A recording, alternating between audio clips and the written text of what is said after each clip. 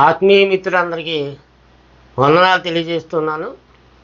ఈరోజు మరొకసారి దేవుని వాక్యం వినడానికి దేవుడు మనకి ఇచ్చిన ఈ సమయాన్ని బట్టి మనం యెషయా గ్రంథం 7వ అధ్యాయం 21వ వచనం నుంచి ఈరోజు ఆలోచన చేయబోతున్నాం. ఎందుకంటే ఈ రోజున 19, 20 వచనాలు చెప్పుకున్నాం. ఈరోజు 21వ వచనం నుంచి స్టడీ చేద్దాం. జాగ్రత్తగా విని ఈ వాక్యాన్ని మీరు అనుసరించి దేవుని యొక్క జ్ఞానాన్ని నేర్చుకోవాల్సిందిగా ప్రభు పేరట మీకు అందరికీ మనవి చేస్తూ ఉన్నాను. ఈ కార్యక్రమానికి అందరినీ ప్రేమపూర్వకంగా ఆహ్వానిస్తూ ఉన్నాను. దయచేసి దేవుడి వాక్యం వినండి. ఆత్మీయ జ్ఞానం నేర్చుకుని అనేక మందికి చెప్పడానికి, అనేకుల రక్షణలు నడిపించడానికి, దేవుని నామం అనేక అన్యజనుల మధ్య ప్రకటించబడడానికి మీరందరూ ప్రార్థనాపూర్వకంగా సహకరించాలని చెప్పి ప్రేమతో అందరికీ మనవి చేస్తున్నాను.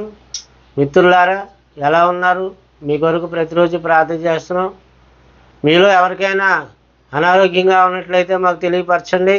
వాళ్ళ కొరకు మేము ప్రత్యేకంగా ప్రార్థన చేస్తాం. మా అనుదిన ప్రార్థనలో, సంఘ ప్రార్థనలో వాళ్ళని జ్ఞాపకం చేసుకుంటాం. దేవుడు వాళ్ళకి స్వస్థత కలుగజేస్తాడు. కాబట్టి ఎవరైనా మీ ప్రార్థన అవసరం ఉంటే మాకు తెలియపరచవలసిందిగా మనం చేస్తున్నాను.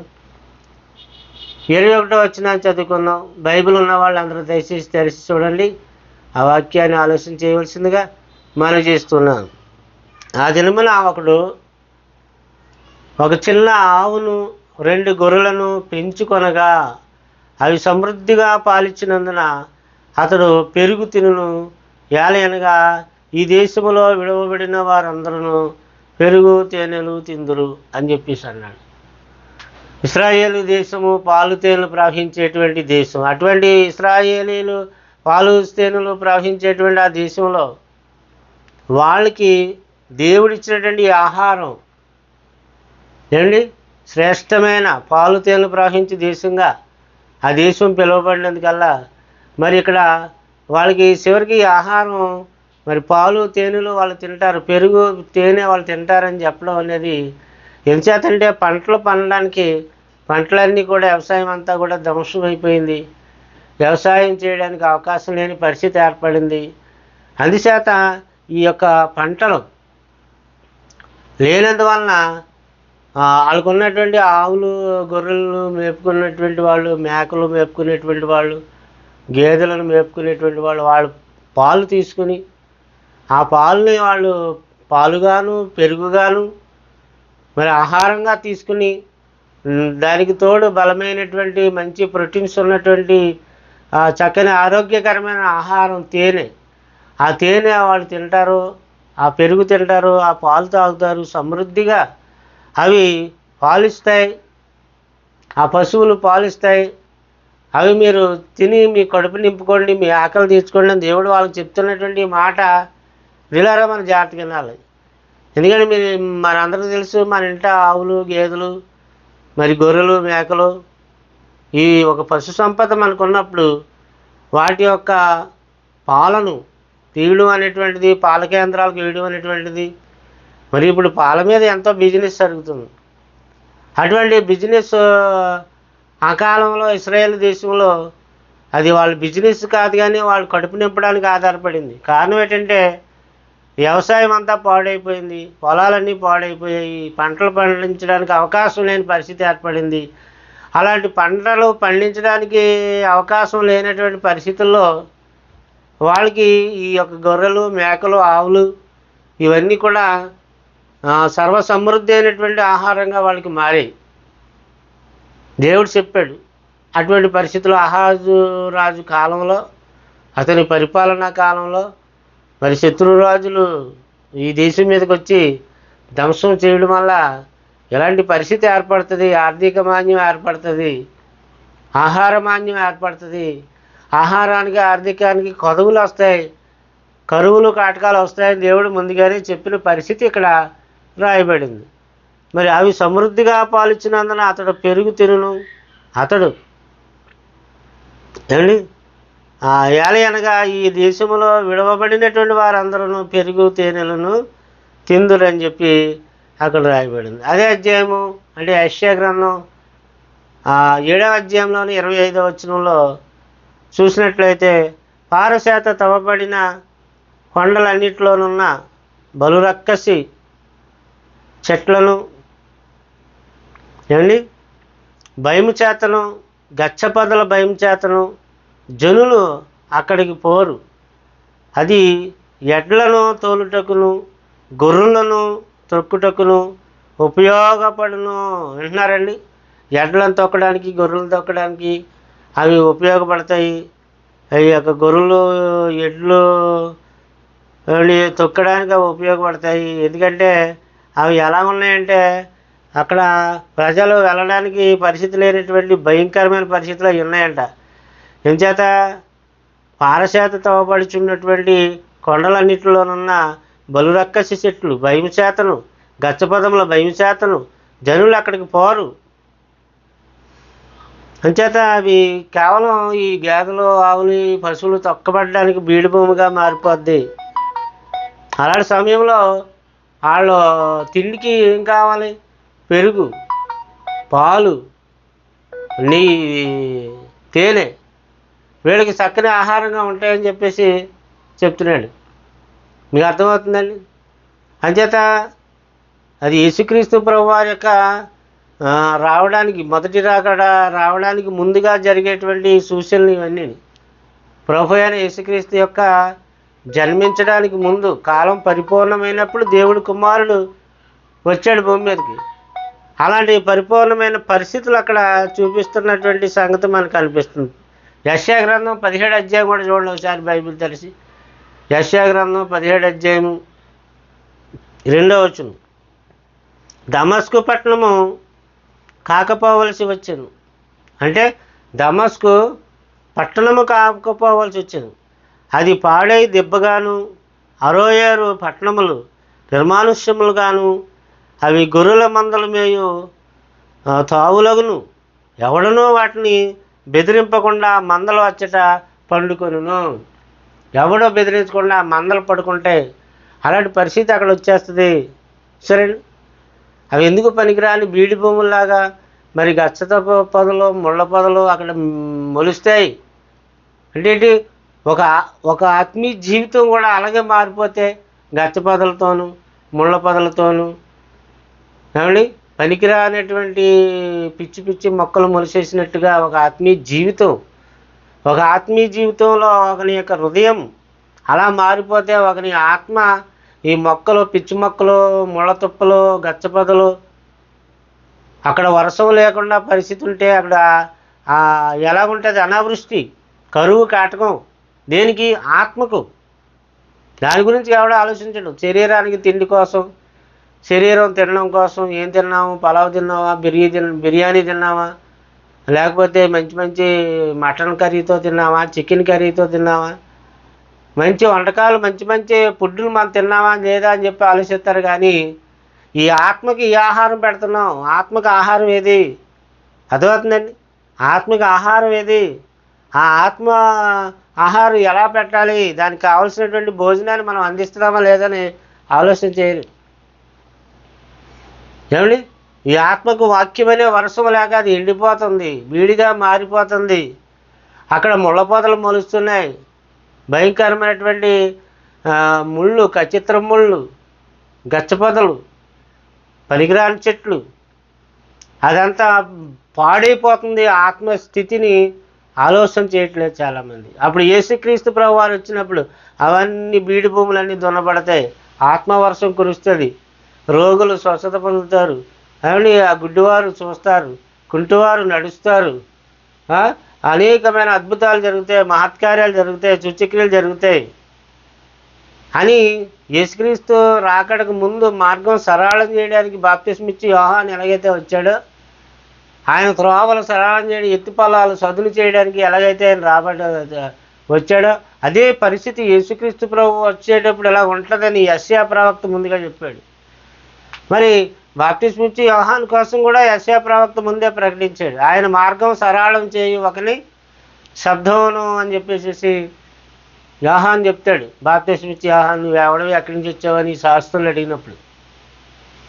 అందువల్ల యేసుక్రీస్తును నమ్మినటువంటి వాళ్ళ యొక్క హృదయ స్థితి, వాళ్ళ యొక్క ఆత్మస్థితి ఆత్మీయ పరిస్థితి ఎలా ఉందయ్యా అని అంటే, అప్పటికి యేసుప్రభు మొదటిసారి భూమి మీదకి వచ్చేసరికి ఎండిపోయినటువంటి స్థితి, ముళ్ళ కంచెలు పెరిగిపోయిన స్థితి, ఆత్మీయ దారి ఏమాత్రం బాగోలేదనేటువంటి పరిస్థితి కనుక ప్రపంచవ్యాప్తంగా, not only India, not only America దేవుడు కాదు, అమెరికా మతం కాదు, ఇది యేసుక్రీస్తు మతం కాదు, అసలు మార్గం. ఈ మార్గాన్ని ఎక్కడికి మార్గం? పరలోకానికి మార్గం. దేనికి? ఆత్మకు మార్గం. వాక్యమే మార్గం. ఈ వాక్యం అనేటువంటి యేసుక్రీస్తు వాక్యం ద్వారా మనకు పరలోకానికి మార్గం ఏర్పడుతుంది. నువ్వు వాక్యానుసారంగా బ్రతికితే పరలోకానికి నీకు తీసుకెళ్తుంది. ఆ మార్గంలో నువ్వు వెళ్ళడానికి దేవుడు నీకు అవకాశాన్ని కలిగజేస్తూ ఉన్నాడు. అంతేగాని నువ్వు లోక సంబంధంగా బతికితే ఇలాగే ముళ్ళకంపలు కానీ, గచ్చపొదలు కానీ, పనికిరాని చేను, సోమరవాడి చేను చూడగా అక్కడ ముళ్ళకంపలు, గచ్చపొదలు, పనికిరాని మొక్కలు, మరి పనికిరాని తుప్పలు పెరిగాయని చెప్పేసి అంటాడు సామెతల గ్రంథంలో. అలాగే ఈరోజు అనేక మంది యొక్క ఆత్మీయ స్థితి చూస్తే సత్యం లేదు, వాక్యం లేదు, దైవాత్మ లేదు, ప్రార్థన లేదు, సహవాసం లేదు, రెండు మంచి ఆత్మీయ స్థితి లేని ఎండిపోయినటువంటి నేల, బీడి భూమిగా, ముళ్ళ పొదలతో ఉన్నటువంటి బీడి భూమిగా, దున్నబడినటువంటి రాతి నేలలాగా చాలామంది రాతి యొక్క నేలను పోల్చినటువంటి ఆత్మలు కలిగి ఉన్నారు. వాళ్ళు చెప్పిన బండి మీద వర్షం కురిసినట్టే వాళ్ళకు మార్పు కానీ, దేవుడి జ్ఞానం కానీ, దేవుడి సన్నిధి యొక్క ఆ వాక్యం యొక్క ఆత్మీయ స్థితి కానీ అస్సలు బాగుండదు. కనుక పాలు తేనెలు ప్రవహించి దేశంలోనికి ఇశ్రాయేలీలను తీసుకెళ్ళి వాళ్ళకి మంచి స్థితిని కలగజేస్తానని దేవుడు చెప్తే ఆయన వాక్యం వినకుండా, ఆయన వాక్యానికి లోపడకుండా ఎందుకండి ఇలాంటి వ్యర్థమైనటువంటి పనులు పెట్టుకుని వ్యర్థమైనటువంటి కాలయాపన చేస్తున్నారు చాలామంది. ఏ పని చేసినా దేవుడికి స్థానం ఇవ్వాలి, అవకాశం ఇవ్వాలి కదా. ఏదైనా సరే నేను దేవుడికి దూరం చేసేది అది ఉండకూడదు. అది దేవుడికి దూరం చేసేది ఎటువంటిదైనా కూడా అది విగ్రహారాధనతో సమానమే. అది ఉద్యోగం కావచ్చు, వ్యాపారం కావచ్చు, వ్యవసాయం కావచ్చు, అదే వర్క్ కావచ్చు, కాంట్రాక్ట్ వర్క్ కావచ్చు, కూలి పని చేసుకునే పని కావచ్చు, ఏ పనైనా కావచ్చు, ఎవరైనా కావచ్చు, దేవుడికి అడ్డంగా వచ్చేదాన్ని తొలగించుకోమని చెప్తున్నాడు దేవుడు. మరి అలా తొలగించుకోవట్లేదు చాలామంది, దేవుడి పనికి లోపడడం లేదు. కనుక ఈరోజు అనేకమైనటువంటి సమస్యలు దేశం మీదకి వస్తున్నాయి అండి, అనేక దేశాల మీదకి అనేక రకాల తెగుళ్ళు, రోగాలు, ఆకలి సావులు, ఏమండి ఈ వైరస్తో సావులు, మంకీ పాక్స్ అనేటువంటి భయంకరమైన తెగులు ఆఫ్రికా దేశాన్ని పెట్టింది ఇప్పుడు ప్రెజెంట్ సిచ్యువేషను. అది దానివల్ల అనేక మంది పిల్లలు, తల్లులు, గర్భిణీ స్త్రీలు, పురుషులు, స్త్రీలు ఎంతమంది ఇదైపోతున్నారు ఆఫ్రికా దేశంలో. ఆ వరల్డ్ న్యూస్లో చూపెడుతున్నాడు ఎంత భయంకరంగా ఉందో. మరి అలాంటి మంకీ పాక్స్ వచ్చినటువంటి వాళ్ళ శరీరం మీద ఇంత బుడుపుల్లాగా వచ్చేసి వాళ్ళని చాలా భయంకరంగా అది హింసిస్తుంది, చాలామంది చచ్చిపోతున్నారు. కరోనా కాలంలో ఉన్నటువంటి సిచ్యువేషన్ అలాంటి పరిస్థితి ఆఫ్రికా దేశంలో వచ్చిందని చెప్పేసి అంటున్నారు. ఇలాంటి తెగుళ్ళు ఎందుకు వస్తున్నాయి, ఇలాంటి బాధలు ఎందుకు వస్తున్నాయి, ఇలాంటి జబ్బులు ఎందుకు వస్తున్నాయి? మందులు లేనటువంటి జబ్బులు, మందులు కనిపెట్టినటువంటి తెగుళ్ళు. అందుచేత దేవుడికి భయపడాలా, దేవుడి యందు భయభక్తులు నేర్చుకోవాలా. దమస్కు పట్టణము కాకపోవలసి వచ్చును, అది పాడు దెబ్బగాను, అరోయేరు పట్టణములు నిర్మానుషములుగాను. మనుషులు ఎవరు ఉండరు, నిర్మానుషం అంటే అర్థమేంటి అయిపోయింది, అంత మొత్తం తుడుచుకుపోయారని జనం. నిర్మానుషములకును అవి గొర్రెల మందలు మేయు కావులుగాను, ఎవడనో వాటిని బెదిరింపకుండా మందలు అచ్చట పండుకొని. ఎందుకంటే మనుషులు ఎవడన్నా ఉంటే కదా అక్కడ బెదిరించడానికి, అది చక్కగా పండుకొని అక్కడ కాలక్షేపం చేస్తాయి. ఊరు వలకాడైపోయిన పరిస్థితి కనబడుతుంది. కారణం మనుషుల యొక్క అవిధేయత, అజ్ఞానం, అవిశ్వాసం. ఇంకా అంతకన్నా ఏం కావాలండి? దేవుడిని నమ్ముకున్నామని చెప్పి కూడా క్రైస్తవులు అలాగే బతుకుతున్నారు. బైబిల్ ఉంది మాకు, దేవుడి జ్ఞానం ఉందంటే చదవడం ఎవడను, దాంట్లో ఏముందో కూడా అర్థం చేసుకోడు. ఒకవేళ అలాంటి వాడు ఎవడన్నా దేవుని జ్ఞానం చెప్పినా ఆ జ్ఞానం వాక్యం వినరో, చూడరో, నేర్చుకోరు. ఏమండి ఒకవేళ చూసినా ఏదో ఒక 2 నిమిషాలు చూస్తారు, ఇలాగ ఈ వీడియో వాక్యం పెట్టినా 2 నిమిషాలు 1 నిమిషం చూసి నేను ఇలా గెంటేసి పనికిరాని దృశ్యాలు చూడకూడని బూతులు చూస్తారు. ఫేస్బుక్లో కానివ్వండి, యూట్యూబ్లో కానివ్వండి, ఇవన్నీ చూసేది, మనుషులంతా చూసేది పనికిరానటువంటి బూతులు, సెక్స్ చూస్తున్నారు.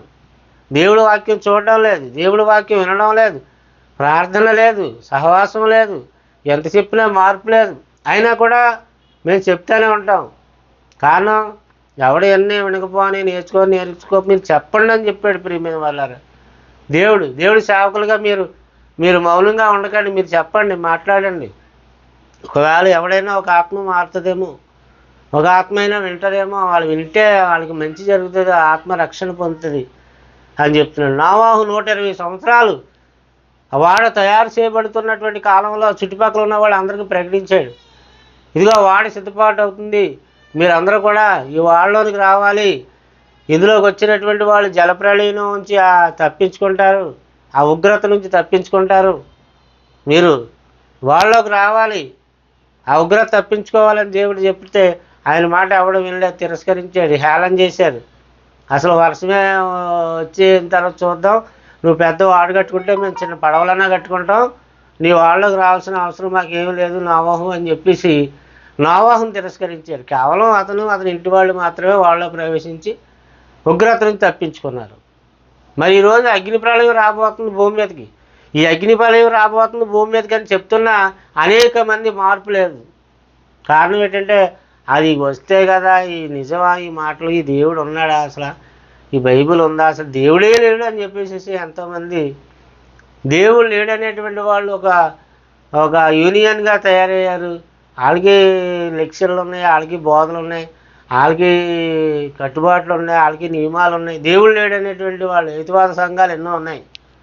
వాళ్ళు నమ్మరు, నమ్మేవాళ్ళు నమ్మరెవరు, వాళ్ళు భక్తిగా ఉండరు, ఉండేవాళ్ళు ఉండేవారు. అసలు దేవుడే లేడు అబ్బాయి, అసలు మీకు ఎందుకు భయము భక్తులని అని చెప్పేసి విచ్చలవిడిగా మీరు బ్రతకండి, మీకు నచ్చినట్టు జీవించేయండి, ఈ జీవితం ఒకటే ఉంది, తర్వాత ఆత్మకి ఏది లేదు, ఆత్మ ఏమైపోద్దండి, గాలిలో కలిసిపోద్ది, ఆత్మ లేదు, దెయ్యం లేదు, దేవుడు లేడు, పునరుత్థానం లేదు, ఏమీ లేదని చెప్పేవాళ్ళు ఈరోజు ప్రపంచవ్యాప్తంగా వాళ్ళు కోట్ల కొద్ది బయలుదేరారు. ఆ గుంపులో కలిసిపోయేవాళ్ళు చాలామంది ఉన్నారు.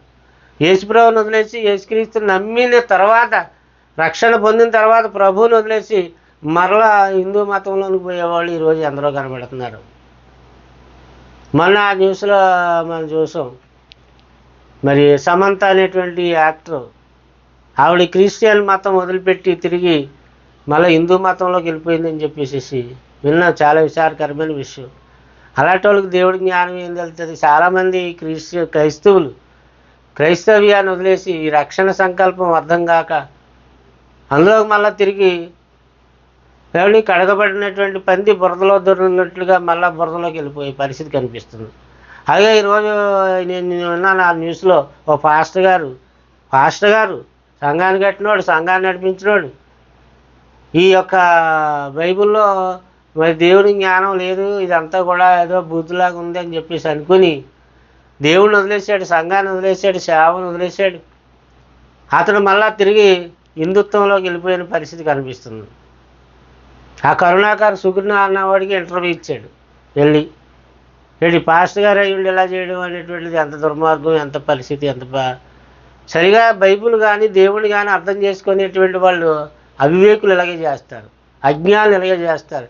అసలు బైబిల్లో ఎంత జ్ఞానం ఉంది, ఎంత మహాజ్ఞానం ఉంది, అది సర్వలోకాన్ని సృష్టించిన సృష్టికర్త అయినటువంటి మహాజ్ఞానం బైబిల్లో ఉంది. అది ఎవడి వరకే అర్థం కాక అటు శాస్త్రవేత్తలు కానీ, ఇటు సైంటిస్టులు కానీ, అలాగే హేతువాదులు కానీ, నాస్తికులకు కానీ, మహామేధావులకు కానీ, పొలిటీషియన్స్ కానీ, బిజినెస్ మ్యాన్లకు కానీ ఎవరికి అర్థం కాదు. ఎందుకంటే వాళ్ళు మైండ్ ఆలోచనలు వేరే విధంగా ఉంటాయి, వాళ్ళ ఉద్దేశాలు వేరే రకంగా ఉంటాయి. కనుక ఈ మహాజ్ఞానం వాళ్ళకి ఏమో వంట పట్టదు. వ్యాపారం చేసిన వాడికి ఇంక వ్యాపారం మీద ఉంటుంది మనసు, బిజినెస్ మ్యాన్. అలాగని ఏదో చిన్న చిన్న వ్యాపారాలు కాదని నేను చెప్పి కోట్ల మీద వాళ్ళు బిజినెస్లు చేస్తూ ఉంటారు. ఆ కోట్లు సంపాదన, వేల కోట్లు, లక్షల కోట్లు. అలాగే పొలిటీషియన్ ఉన్నారు, ఆ పొలిటీషియన్కి ఆ పొలిటికల్ విధానంలోనే బుర్ర పెడతారు. నేను ఎప్పుడు ముఖ్యమంత్రి అవ్వాలనో, నేను ఎప్పుడు ప్రధానమంత్రి అవ్వాలనో, నేను ఎప్పుడు మినిస్టర్ అవ్వాలనో, వాటి మీద వాళ్ళు దృష్టి పెడతారు కానీ దేవుడి వాక్యం వాళ్ళకి అర్థం కాదు, దేవుడి గురించి వాళ్ళకి అర్థం కాదు, చెప్పినా వాళ్ళు అర్థం చేసుకోరు. వాక్యం వినడానికి కూర్చొని వినడానికి తీరికే వాళ్ళకి అసలు ఉండదు. ఎవరైనా ఈరోజు దేవుడిని నమ్ముతున్నారంటే వాళ్ళు కడు పేదవాళ్ళు, నిరుపేదలు, ఆయా గ్రామాల్లో ఉన్నటువంటి సామాన్య జనులే దేవుడిని నమ్ముతున్నారు. అందుకే యేసుప్రభు కూడా ఏమన్నాడు, పేదలైన మీరు ధన్యులు, పరలోక రాజ్యం మీదని చెప్పాడు. ధనవంతులు దేవుడిని నమ్మరు, గొప్ప గొప్ప పదవులు పలుకుబడులు ఉన్నటువంటి వాళ్ళు దేవుడిని నమ్మరు. అయితే నమ్మిన వాళ్ళు లేరంటే ఉన్నారు కొంతమంది అక్కడక్కడ, ఎక్కడో కొంతమంది ఉన్నారు, కానీ ఎక్కువ మంది అసలు దేవుడిని నమ్మరు, దేవుడి వాక్యం వినరు. అంచేత దాని నుండి కలిగేటువంటి ఫలితం చెప్తున్నాడు ఇక్కడ. మరి యెషయా చెప్పినది ఏమనగా, హిజ్కియా నీకు ఇదే సూచన అగును, ఈ సంవత్సరమందు ఈ సంవత్సరమందు దాని అంతటా అదే పండు ధాన్యమును, దాని అంతటా అదే పండుతుందంటే ధాన్యం. 2వ సంవత్సరం దాని నుండి కలుగు ధాన్యమును మీరు భుజింతుడు. 3వ సంవత్సరమున మీరు విత్తనం విత్తి చేలు కోయుదురు, ద్రాక్ష తోటలు నాటి వాటి ఫలమును అనుభవింతురు అని చెప్పేసి అన్నాడండి. దాని అంతటా అదే పంట పండుతుంది. ఒక సంవత్సరం అలా వదిలేస్తారు, దాన్ని కోత కోసిన తర్వాత వదిలేసిన తర్వాత దాన్ని మొదల నుంచి మళ్ళా అది చిగురించి మళ్ళా ఫలించి పంటగా మారుతుంది అది. కనుక యెషయా చెప్పింది ఏంటంటే, హిజ్కియాతో చెప్తున్నాడు, నీకు ఇదే సూచనగును, ఒక సూచన చెప్తున్నాడు, ఒక ఆనవాలు. ఈ సంవత్సరం అందు దానంతటా అదే పండు ధాన్యమును, 2వ సంవత్సరమందు దాని నుండి కలుగు ధాన్యమును మీరు భుజింతురు 2 సంవత్సరాలు. 3వ సంవత్సరమున మీరు విత్తనం విత్తి చేలు కోయుదురు, ద్రాక్ష తోటలు నాటి వాటి ఫలము తిందరు. 3వ సంవత్సరాన్ని నాటుకోవాలి, మళ్ళీ విత్తనాలు విత్తాలి. కానీ 2 సంవత్సరాలు మీరు ఏమీ విత్తకుండగానే పంట పండుతుంది. అది దేవుడు చెప్పాడంటే పండాల్సిందే, దేవుడు చెప్పాడంటే కోత కోయాల్సిందే. అది దేవుడు గొప్పతనం. అది రైతు చేసిన పనేం కాదు. ఏం చేసినా దేవుడు పంట ఇవ్వకపోతే అది ఫలితానికి రాదని చెప్పేసి అన్నాడు. కనుక 5వ అధ్యాయం అండి, యెషయా గ్రంథం 5వ అధ్యాయం చూడండి ప్రియులారా, ఆలోచించేయండి. ఏంటనుకున్నారు, దేవుడు అంటే ఎంత గొప్పవాడు, దేవుడి జ్ఞానం ఎంత గొప్పది. బతికుండగానే దేవుడి అంత విశ్వాసం ఉంచకపోతే చచ్చిపోయిన తర్వాత నేను ఎవడు తప్పించలేడు, నీకు నీ ఆత్మను ఎవడు కాపాడలేడు. అది మేత బీడుగా నుండును, గొర్రె పిల్లలు అచ్చట మేయును, గర్వించిన వారి బీడు భూమిని విదేశీయులైన కాపర్లు అనుభవించరు. ఒక సంఘం పాడైపోతే అది మరి దాన్ని ఎవడ బాగు చేస్తాడు, అది మేత బీడుగా ఉండును, మేత వేసే బీడుగా, గొర్రె పిల్లలు అచ్చట మేయును, గర్వించిన వారి బీడు భూమిని విదేశీయులైన కాపర్లు అనుభవించరు. గర్విస్తే అది విదేశీ పాలైపోద్ది, స్వదేశీయులకి ఏమీ లేకుండా పోతుంది. అండి గొర్రెల మంద సంఘంతో పోల్చబడింది. ఆ గొర్రెలకు మేత, ఆహారం. పేతురుతో చెప్తాడు, నా మందను మేపు, మా మందలను కాయము, గొర్రెలను కాయము. ఏమండి కనుక అలా కాసేవాడు, మేపేవాడు దేవుడు సేవకుడు, దేవుడికి ఇష్టడైనటువంటి మనుషులకు అతను నచ్చకపోవచ్చు, మనుషులు అతన్ని పట్టించుకోకపోవచ్చు, కానీ అతడు దేవుడికి ఇష్టమైనటువంటి వాడు, దేవుడికి ఇష్టమైనటువంటి ఫలాన్ని అతను ఉంటాడు. కనుక అవి సమృద్ధిగా పాలిచ్చినందున, అంటే గొర్రెలు సమృద్ధిగా పాలు ఇవ్వాలి. అంటే సంఘంలో ఉన్నటువంటి సభ్యులు ఆ గొర్రెలతో పోల్చబడ్డారు. ఆ సభ్యులు మరి చక్కగా ఫలించేటువంటి గొర్రెలు ఎలాగైతే పాలిస్తాయో అలాగా సంఘం సమృద్ధిగా పాలు ఇవ్వాలి. అంటే దేవుడి కొరకు ఫలాలు ఇవ్వాలి. వాళ్ళ కష్టార్జితంలోంచి కానీ, వాళ్ళ యొక్క సంపాదనలో నుంచి కానీ, వాళ్ళు దేవుడి కొరకు ప్రత్యేకంగా కొన్ని అర్పణలు అర్పించినప్పుడు ఆత్మీయ జీవితంలో వాళ్ళు ఎదగడానికి, ఈ సేవ కోసం ఆ డబ్బులు ఖర్చు పెట్టడానికి, అవి ఇంకా అనేక మందికి సువార్త చెప్పడానికి, సువార్త కొరకు, దేవుని యొక్క సత్య బిల్డింగ్లు కట్టడం కొరకు, ఇంకా ఆత్మల రక్షణ కొరకు, దైవ సేవకులు పోషణ కొరకు అనేక రూపాలుగా వాళ్ళు ఇచ్చినటువంటి డబ్బులు ఉపయోగపడుతూ ఉంటాయి. గొర్రెలు పాలు ఇవ్వాలి, మేత కాపరి వాటికి మంచి మేత పెట్టాలి. ఆ దేశం, ఆ కాపరి, ఆ కుటుంబం, ఆ సంఘం బాగుపడుతుందని చెప్తున్నాడు. అనగా ఈ దేశంలో విడవబడిన వారందరూ పెరుగు తేనెలు తిందురు. ఏ దేశం? యూదా దేశం, ఇశ్రాయేల్ దేశం. ఆ దేశంలో పట్టే పరిస్థితిని గురించి అక్కడ చెప్పుకొచ్చాడు. దేవుని పిల్లలు ఆలోచన చేయండి. అలాగే 17 సమూయేలు 2వ గ్రంథం 17. బైబిల్ ఉన్నటువంటి వాళ్ళు దయచేసి తెలిసి చూడండి. తేనె, వెన్న, గొర్రెలు, జున్ను ముద్దలు దావీదు అతని యొద్దనున్న జనులను భోజనము చేయటికి తీసుకుని వచ్చాడు. దావీదు ఎక్కడో అరణ్యంలో గొర్రెలు మేపుకుంటున్నటువంటి సమయంలో ఆ మందలు కాసుకుంటున్నటువంటి మందకాపర్లు వార్త విని అతను ఆహారం లేక ఉన్నటువంటి పరిస్థితుల్లో అతని దగ్గరికి వెన్నను, గొర్రెల్ని, మంచి ఆహార పదార్థాలను తీసుకొచ్చారు. జున్నును జనులు భోజనం చేయుటకే దావీదు దగ్గరికి తీసుకొచ్చారు. దావీదుకి భోజనం పెట్టేటువంటి పరిస్థితి అరణ్యంలో ఉన్నటువంటి కాలంలో అతనికి కలిగింది. అంచేత అటువంటి పరిస్థితి కావాలి. యోహాను ఒంటె రోమముల వస్త్రములను మొల చుట్టూ దోలితట్టిను ధరించుకునేవాడు. మిడతలను, అడవి తేనెను అతనికి ఆహారమగు. ఆ ఆహారం అంటే మిడతలను తిని బ్రతికాడు, అడవి తేనె తిని బ్రతికాడు యోహాను. అతను దేవుడి కొరకే పుట్టాడు, దేవుడి కొరకే బ్రతకాలని అనుకున్నాడు. అతను దేవుడి కొరకే బ్రతికాడు, బ్రతికిన కాలం దేవుడి కొరకే నిలబడ్డాడు, దేవుడి కొరకే చనిపోయాడు. మరి మనము దేవుడి కొరకే పుడుతున్నాం, మనం దేవుడి కొరకే బ్రతకాలా, దేవుడి పని చేయాలా? దేవుడి పని చేసి చనిపోతే పరలోకానికి అర్హత మనం సాధించుకోగలుగుతాం. వాక్యానుసారంగా బ్రతికితే పరలోకానికి వెళ్ళే అర్హత మనకి లభిస్తుంది. అర్హత సంపాదించుకోవడానికి మనం మనసు పెట్టాలి. అంటే ఈ భూమి మీద ఏదో సంపాదించుకొని ఇక్కడే మనం శాశ్వతం ఉండిపోతాం అనుకుని కోట్లు కూడగొట్టుకుని ఆత్మను పోగొట్టుకుని నరకానికి మరి పాతాళపు గుండంలో పడిపోతే అక్కడ ఆరని మంటల్లో చావని ఆత్మ ఆవేదనతో వేదనతో భయంకరమైనటువంటి పరిస్థితుల్లో శిక్షలోకి వెళ్ళిపోతాం. అది తప్పించుకోవడానికి దేవుడు సమయం ఇచ్చాడు, రక్షణ పొందాలి. నేడే మిక్కిలి అనుకూలమైనటువంటి సమయం, ఇదే రక్షణ దినం అని దేవుడు వాక్యం చెప్తుంది. సంఘాల్లో మేము బాప్టిజం తీసుకుని ఉన్నాం, ఆల్రెడీ చర్చికి వెళ్తున్నాం అని అంటే సరిపోదు. మీరు వెళ్తున్నటువంటి చర్చి ఏ సంఘం, ఏ యొక్క బోధ, ఏ బోధ వింటున్నారు, ఏ చర్చికి వెళ్తున్నారు, ఏంటి దాని ప్రకారంగా వాక్య ప్రకారంగా సత్యాన్ని అనుసరిస్తున్నారా, సత్యవాక్యం ఏంటో తెలుసుకుంటున్నారా, దాని మీద మనసు పెడుతున్నారా, ఆత్మ బీడి భూమిగాను ముళ్ళ తప్పులుగా గచ్చిపొదలుగా మారిపోతుందా, లేదా ఆత్మకు మంచిగా వాక్యం అనే అటువంటి ఆ వర్షం అందుతుందా, వాక్యం అనే నీరు అందుతుందా లేదా అని మీరు చూసుకోవాలి కదా. ప్రతి ఒక్కరు క్రైస్తవులు అనబడేవాళ్ళు ప్రార్థనా జీవితం ఉందా, సహవాస జీవితం ఉందా, ఆత్మీయ జీవితం ఉందా లేదా అని పరీక్ష చేసుకోవాలి కదా. సోమరవాడి చేను నేను చూసి రాగా ఆ చేలో ముళ్ళ పొదలు గచ్చపొదలు ఇవన్నీ పనికిమాల చెట్లు అన్నీ కూడా మొలిసేసాయి అని చెప్పినప్పుడు ఏంటి అది ఆత్మీయ స్థితి.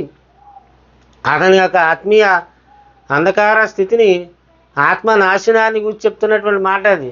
సోమరవాడి సేను అంటాడు. ఇలా సామెత గ్రంథంలో ఉంటుంది, తర్వాత చెప్పుకోవచ్చు. అంచేత దేవుడి వాక్యం మీరు వినడమే కాక అనేక మందికి షేర్ చేయాలి, లైక్ కొట్టాలి, సబ్స్క్రైబ్ చేయాలి. దేవుని పనిలో సహకారులు కావాలి, దేవుడి ఆశీర్వాదాలు పొందాలి. కనుక ఇంతవరకు ఓపికతో వాక్యం వినిన మీకు అందరికీ వందనాలు. తల వంచండి, ప్రార్థన చేసుకుందాం. మహాపరిశుద్ధుడు మహాగణుడు తండ్రి, మీ పరిశుద్ధమైన ఘనమైన నామానికి వందనాలు, స్తోత్రాలు. ఈ వాక్యం విన్న ఇంతవరకు విన్న ప్రతి ఒక్కరి కొరకు ప్రార్థన చేస్తున్నాం. మీరు దీవించి ఆశీర్వదించండి, అభివృద్ధిపరచండి, మీ మహిమాతో నడిపించండి, మంచి తెలివి జ్ఞానం మనకు అనుగ్రహించండి, దైవ జ్ఞాన సంపన్నులు చేయండి. ఎవరైనా రోగులై ఉంటే స్వస్థపరచండి, దయతో ఆరోగ్యవంతంగా కాపాడండి. యేసుక్రీస్తు ప్రభు నామమున ఈ ప్రార్థన అడిగి వేడుకొంచున్నాను తండ్రి, ఆమేన్. అందరికి వందనాలు.